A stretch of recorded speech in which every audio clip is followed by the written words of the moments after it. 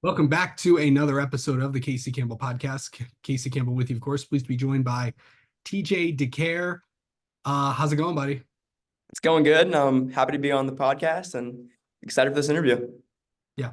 Okay, so you have a lot going on this year. Of course, you are you're gonna be running for Rev Racing a little bit, part of that program. And then of course, you're doing some Cars Tour stuff as well. Yeah, I am. I'm gonna have a really busy year. Super grateful for all the people that are involved with it.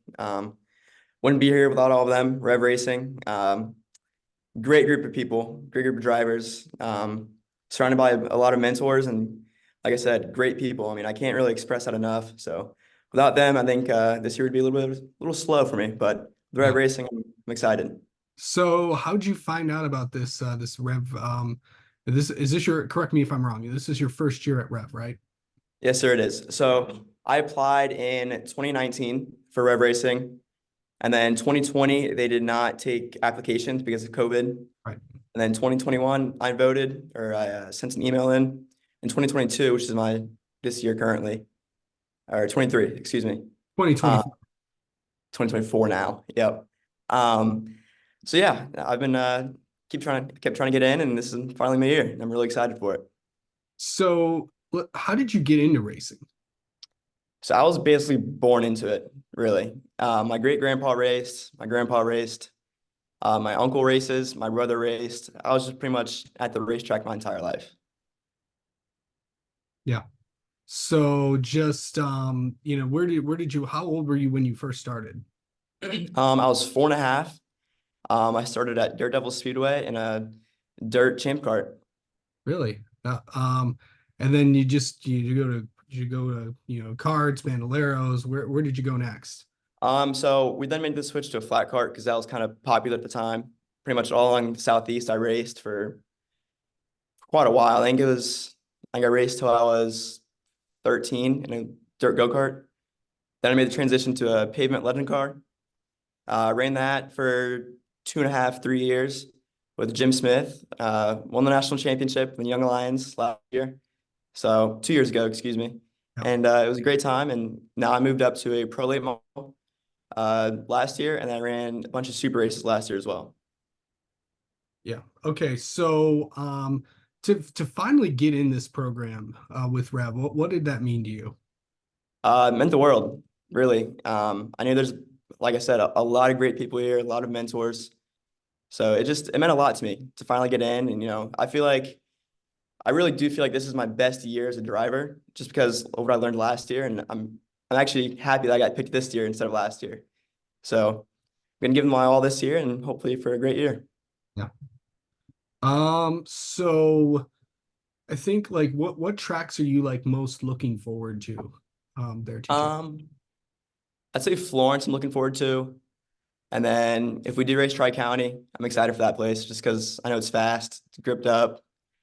So just kind of two different tracks completely. Florence being just abrasive, kind of flat, and then Tri-County kind of high banked and lots of speed.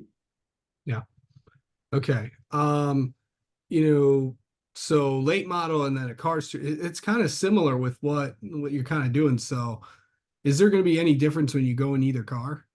What do you mean by the difference? No, just like, is it like, are you doing like late model stuff for one and cars tour stuff? Have you been in each car? Do you think there's going to be much of a difference, you think? Definitely feel like there's gonna be a difference. I mean, I feel like pro cars are just they're lighter, they're more aggressive. The steering's totally different. Like I've never really thought that you could feel the weight difference in a car Mhm. until I got in a late model stock. So they're just heavy. They have a steering box instead of a rack, like a pro late model would. So there's a lot of differences, and I can keep listing them, Yeah. but I don't feel like there's gonna be a difference. I feel like there's gonna be a little bit of a learning curve to balance both of them out. But I feel like middle of the season, hopefully early season, I'll be pretty good in both. Okay, so how do you like mentally get ready for a race? Um, I watch a lot of videos. I mean, I'm kind of a geek when it comes to that stuff. I feel like I've watched every single car store video to ever exist. I've asked all my friends who've raced at either track I've never been to, or if I'm testing a new car and they've been there, I ask for their in cars, and I have great friends too, so they send me their in cars, and I learn. I feel like there's always something new to learn every day. Yeah, for sure. So what are your goals for this coming year? I know you're gonna be in a car pretty much every week, but Yeah, what I'll are be what testing are a lot. yeah, what are your So, goals for this year? um, for Rev Racing, get a few wins. I mean, that's a pretty big deal, I feel like, to win in a late model stock my first year. And I feel like all the places we're going to go for the weekly series, tough competition. Florence has great competition. Wake County, just because it's tight. Like, that's a Florida track for me. There's a track in Florida. It's called Auburndale Speedway. Really similar to Wake County, just no inside wall. Uh, a bull ring. That's what they call it in Florida. It's a quarter-mile track. So that'll be kind of like home for me, I guess you could say. They have a great weekly series. Um, Hickory's obviously really good if we ever go there. So there's a few challenges I have there. But then the goals for Car Store, I have big shoes to fill. Caden Quapple won the Car Store Championship last year. Luke Finhouse won it the year before. So I feel like there's no other goal but to win the championship for Car Store. Yeah.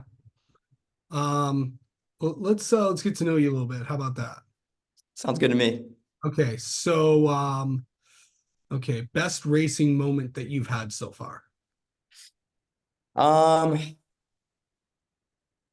I'd say it was a racing week. Okay. So we were in Nashville for the Legend Cars. First time up there, and we won both prelim races that lead up to the Nashville Spring Series. Mhm. Um, we kind of just went up there to learn the tracks. I mean, my crew chief at the time hasn't been there, and neither have I. So, learn the drivers a little bit, learn the tracks, and then for the Spring Series, we swept the entire week. So that's probably my greatest, most proud moment, just because like what went into it and then how we executed it. Yeah. Okay. So, what's your favorite movie? Um, I feel like it's a pretty normal one. Talladega Nights. Yeah. Okay. Um, let's Who do you most look up to? Um, Kyle Larson, I'd say.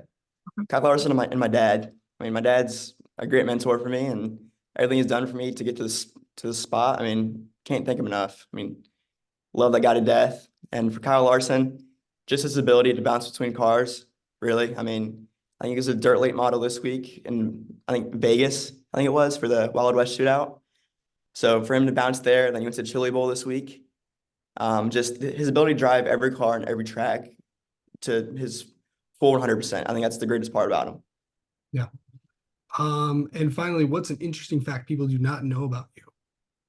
Um, so I don't really post much outside of racing. Okay. So my life's kind of quiet outside of that. I love to golf. Not very good at it, but Yeah. love to golf. Mhm. All right. Well, TJ, thanks so much for the time, and best of luck in the Cars Tour and at Rev Racing. Thank you. Appreciate it.